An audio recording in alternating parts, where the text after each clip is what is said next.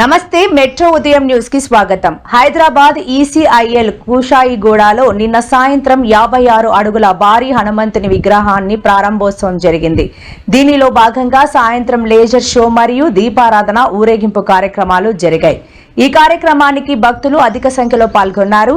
జై శ్రీరామ్ అనే నినాదంతో ఈ కార్యక్రమం ఎంతో అట్టహాసంగా నిర్వహించబడింది.